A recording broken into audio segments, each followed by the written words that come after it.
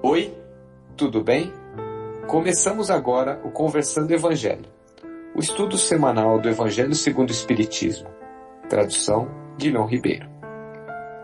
O estudo de hoje é o número 13, capítulo 3. Há muitas moradas na casa do meu Pai.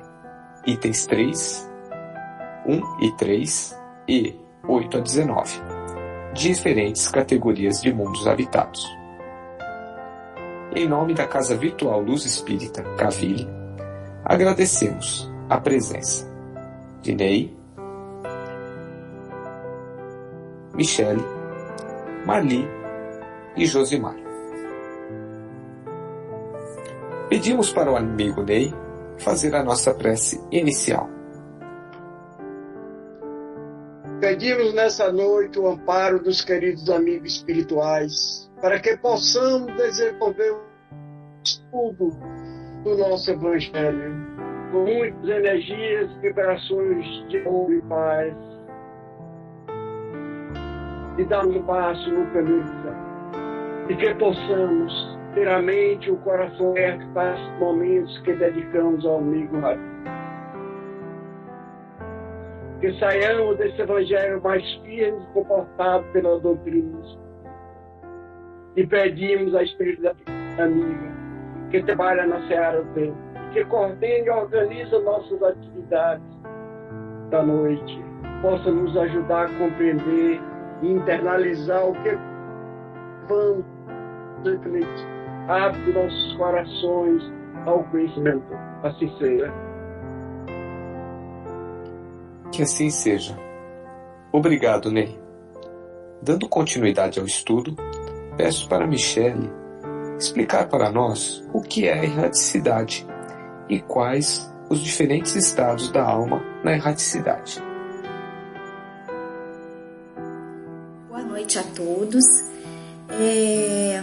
A erraticidade, segundo Kardec, no Livro dos Médiuns, no capítulo 32, que fala do vocabulário espírita, erraticidade é o estado dos espíritos errantes, isto é, não encarnados durante o intervalo de suas existências corpóreas. Se nós formos olhar no dicionário, errante é aquele que erra ou aquele que não tem residência fixa, que vive como nômade. E essa segunda definição é que se aproxima mais da doutrina espírita, porque essa denominação ela foi adotada para indicar o tempo que o espírito termina uma experiência encarnatória e aguarda para reencarnar novamente. Significa período de tempo entre uma encarnação e outra, não se refere a lugar. Erraticidade é a fila de espera para reencarnação. No Livro dos Espíritos, na questão 225 até a questão 230, Kardec pergunta: a erraticidade é por si só um sinal de inferioridade dos espíritos? E eles respondem: não, porquanto há espíritos errantes de todos os graus. A encarnação é um estado transitório, já o dissemos. O espírito se acha no seu estado normal quando liberto da matéria. Na 226, ele continua: poder-se-á dizer que são errantes todos os espíritos que não estão encarnados? E a resposta: sim, com relação aos que tenham de reencarnar. Não são errantes, porém, os espíritos puros, os que chegaram à perfeição. Estes se encontram no seu estado definitivo. E aí, pulando lá para a pergunta 230, ele pergunta: na erraticidade o espírito progride? Pode melhorar-se muito, tais sejam a vontade e o desejo que tenha de consegui-lo. Todavia, na existência corporal é que põe em prática as ideias que adquiriu. Então, a erraticidade é a escola e a vida corpórea é o nosso vestibular, que a gente vai realmente provar tudo aquilo que a gente aprendeu lá. E aí, a gente pode falar também dos diferentes estados da alma na erraticidade. O espírito André Luiz, ele ilustra isso muito bem em todas as suas obras, da diferença que cada espírito está, né, vibracionalmente, onde cada um se encontra no plano espiritual. E conforme ele está mais ou menos puro e liberto das atrações materiais, onde ele vai estar no plano espiritual. Enquanto certos espíritos culpados erram nas trevas, os felizes gozam de uma luz resplandecente e do sublime espetáculo do infinito.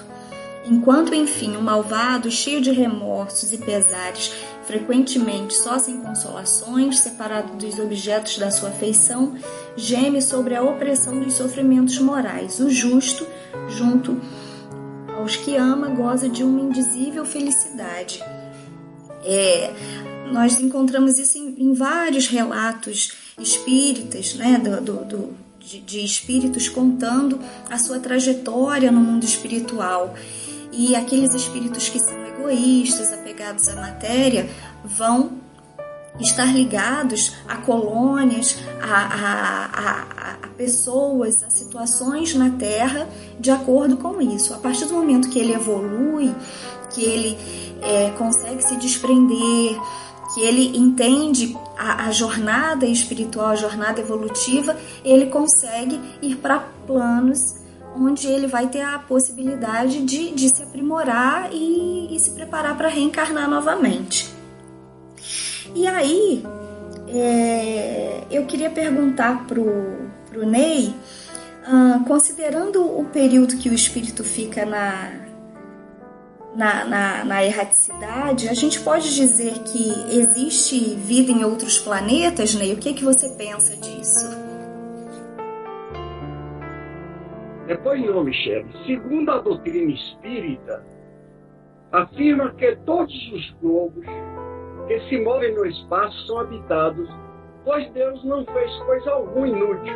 E afirma também que o homem terreno está longe de ser o mais evoluído entre todos os habitantes do universo. Essa pergunta está no Livro dos Espíritos, de número 55. Portanto, não há dúvida de que Marte, assim como qualquer outro astro, seja também um mundo habitado. Por outro lado, assim como a constituição física dos mundos é muito distinta, assim são as organizações dos seres que o habitam. A analogia que podemos fazer é de que os peixes são feitos para viver na água, os pássaros no ar. Desta forma, devemos encontrar habitantes em certos planetas cuja sua constituição física dos seus corpos em nada se assemelha à de nossos corpos humanos. Segundo os revelam os espíritos, o Bolsito determina a Terra é o único planeta habitado. De acordo com os ensinos de Jesus, existem inúmeros mundos por morar na casa do Pai, ou seja, no universo. Assim como os espíritos progridem, também os planetas passam por transformação evolutiva. Quando isso acontece, os espíritos que, por rebeldia, não acompanham a sua evolução, são exilados para outros mundos superiores. Esse exílio não significa uma condenação divina ou retrocesso na evolução espiritual, mas uma nova oportunidade que Deus oferece aos seus filhos dentro do cantar. O universo é infinito, não aparece barrando a sua extensão.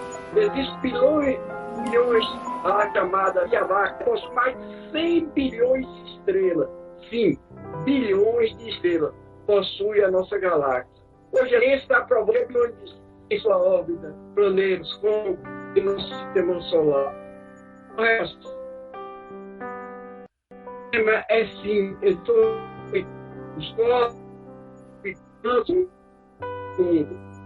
todos são espíritos,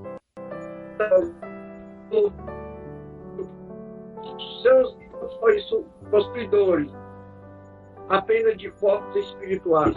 É o caso dos planetas. Aqui a nossa visão material a gente não vê a eles, porque nossos aparelhos não podem pensar. Pois bem, os seres que habitam diferentes mundos têm corpos semelhantes ao nosso, sem dúvida. Porque tem corpos porque é necessário que o espírito se revista de matéria para.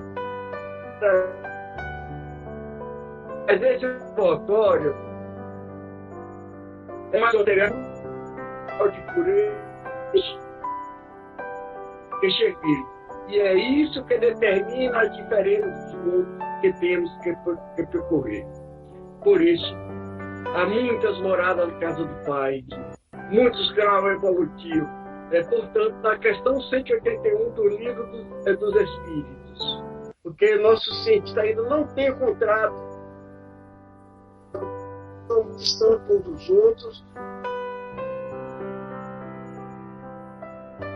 Pois bem, basta lembrar que o sistema de Capela é um dos nossos vizinhos mais próximos, é o Sol, 5.800 vezes maior que o nosso astro do dia. Se esquece que até 300 mil vezes menor que o nosso corpo. Nessas cifras grandiosas, da nossa humildade do universo, piores perspectivas do que o nosso, porque se revela até o plano de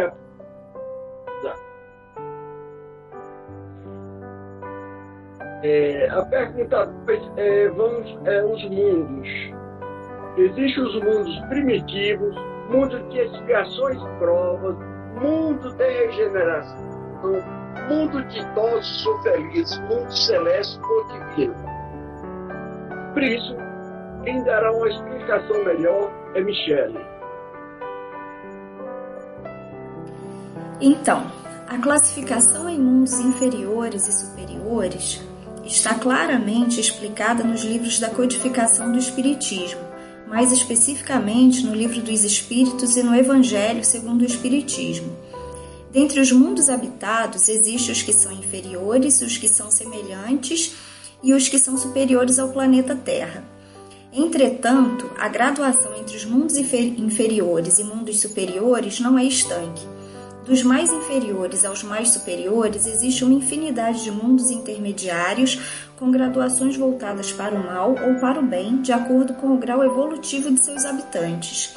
Por mundos inferiores, entende-se os mundos onde a matéria e as paixões desenfreadas reinam dominantes e as qualidades éticas e morais praticamente inexistem entre seus habitantes. Entre os mundos inferiores se encontram os mundos primitivos, onde ocorrem as primeiras encarnações humanas, e mundos de expiações e provas. Em ambos predomina o mal, a influência da matéria, a pouca ou nenhuma consciência ética e moral dos que neles habitam. O planeta Terra é um mundo de expiações e provas. Por mundos superiores, entende-se os mundos onde a matéria em nada influencia seus habitantes e eles vivem uma vida puramente espiritual, numa escala de maior evolução ética e moral compatível com os mundos superiores ao planeta Terra. Podemos subdividi-los em mundos de regeneração, mundos ditosos e mundos celestes ou divinos. Nos mundos de regeneração predomina o bem, embora seus habitantes ainda precisem passar por experiências com um certo grau de sofrimento para continuarem com o processo de purificação. Nos mundos ditosos ou felizes, o bem supera o mal, e nos mundos celestes ou divinos, morada dos espíritos purificados, o bem reina sem mistura. Vou falar sobre os mundos de expiações e provas. Para começar o estudo dessa questão, é necessário entendermos a diferença entre provas e expiações. Provas são como testes, são oportunidades de crescimento espiritual através de experiências difíceis, mas que não têm a ver com o equívoco ou ajustes de vidas passadas. Então temos como exemplos a riqueza ou a pobreza, a beleza ou a feiura, a vida fácil ou a vida difícil, isso tudo são provas. Já a expiação vem das nossas faltas cometidas em espírito. Ela se cumpre durante a existência corporal mediante as provas em que o espírito se encontra e na vida espiritual, pelos sofrimentos morais, e está intimamente ligada ao estado de inferioridade do espírito. As dores das provações, segundo os bons espíritos, são agressivas e violentas, mas são suportadas pelos indivíduos. São dores que lhes acometem o corpo físico ou os vazios do espírito, mas que, com força de vontade, perseverança e fé em Deus, são suportados e superados. As expiações são mais severas e agressivas. Muitas vezes aparecem como dores morais ou deficiência, limitações físicas que impõem aos indivíduos grandes dificuldades, obrigando-os a grande força de vontade para superar este momento de dores, lágrimas e intensas desesperanças. Entendido isso, vamos falar dos mundos de expiações e provas. Nós chamamos assim os mundos de expiação e provas, que é a condição atual da Terra, mundos onde o mal predomina. Michele já até tinha falado a respeito, onde o mal predomina e onde o espírito encarnado vive no meio de tantas misérias. Misérias tanto materiais como morais. Os vícios vindos da imaturidade moral estimulam a inteligência a perseverar no egoísmo e no excesso do orgulho. A humanidade se caracteriza em tentar a todo custo obter vantagens para si ou para o seu grupo e demonstra, além dos vícios, uma inferioridade espiritual, colocando os prazeres materiais acima dos espirituais. Em Instruções dos Espíritos, no capítulo Mundo de Expiações e de Provas, Santo Agostinho nos informa que essa categoria de mundo não se encontra todos os habitantes na mesma faixa de evolução moral ou espiritual. Uma parte é constituída por espíritos apenas saídos da infância espiritual, outra parte por espíritos que já evoluíram nos milênios das existências, e nelas estão incluídas as raças indígenas. Muitos deles já alcançaram o desenvolvimento intelectual dos mais esclarecidos. Outros são estrangeiros, vindos de outros mundos, dos quais foram expulsos por não evoluir moralmente como os demais, e não podendo permanecer por lá, para não perturbar a marcha evolutiva dos seus habitantes, vieram para aqui. Na condição de mundo de expiação e prova. Então, vivendo em mundos inferiores, junto dos espíritos bem mais atrasados, poderiam desaprender os maus hábitos e reaprender ou desenvolver qualificações morais, tarefas antes desprezadas. Vale lembrar que, como a vida dinâmica em toda parte, há mundos de categorias da Terra em diferentes graus de tempos e evolução. Assim devem existir uns no início e outros já mais adiantados, mais próximos da mudança de categoria. A Terra já vive esse período de transição, período iniciado no século passado, e não sabemos quando findará. Sabemos que depende da evolução dos seus habitantes. Então, essa transformação para mundo regenerado pode acontecer no final do milênio ou mais tarde.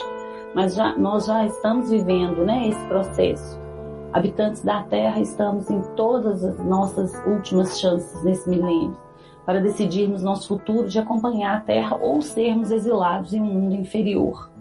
Em A Gênese, Allan Kardec, capítulo 18, item 34, nós temos a mensagem que encerra agora o meu estudo.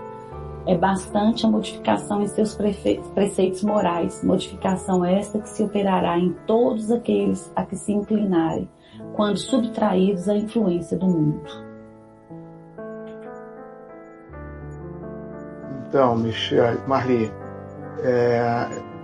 os mundos, como são os mundos regeneradores, já que você concluiu expiações e provas, nós estamos, como você citou, nesse momento de transição para mundos regeneradores.